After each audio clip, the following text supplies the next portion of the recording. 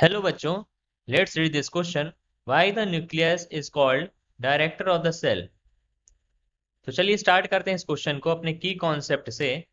की कॉन्सेप्ट में हम बात करेंगे न्यूक्लियस की। तो न्यूक्लियस क्या होता है? न्यूक्लियस एक, जैसे ये सेल है, ये मान लीजिए सेल है, तो सेल के अंदर सेंटर पे अरेंज होता ही है न्यूक्लियस। ठीक है।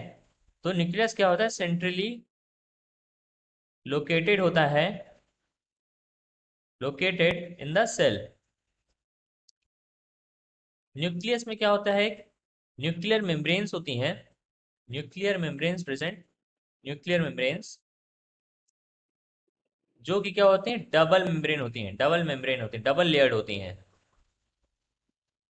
और इसकी जो आउटर मेम्ब्रेन है, आउटर मेम्ब्रेन के साथ, आउटर मेम्ब्रेन के साथ राइबोसोम्स अटैच होते हैं। न्यूक्लियस के अंदर एक स्ट्रक्चर और पाया जाता है जो कि है न्यूक्लियोलस। न्यूक्लियोलस, न्यूक्लियस है ये, न्यूक्लियस के अंदर, अंदर ये बीच में स्ट्रक्चरी, बीच में सेंट्रली लोकेटेड न्यूक्लियस के अंदर क्या होते हैं? न्यूक्लियोलस होते हैं। न्यूक्लियस के अंदर ही हमें देखने को मिलते हैं डीएनए एंड क्रोमोसोम्स। हमारा क्वेश्चन है, why nucleus is called director of the cell.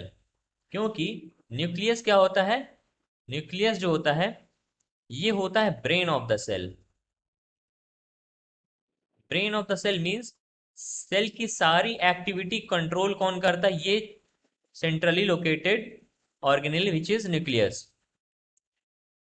Brain of the cell होता है ये, जेनेटिक इंफॉर्मेशन डीएनए को भी कैरी करता है एंड क्रोमोसोम्स को भी कैरी करता है, जिसके कारण डीएनए और क्रोमोसोम्स को भी कैरी करता है, और डीएनए और क्रोमोसोम्स ही हमारी सेल की सारी एक्टिविटी कंट्रोल करते हैं।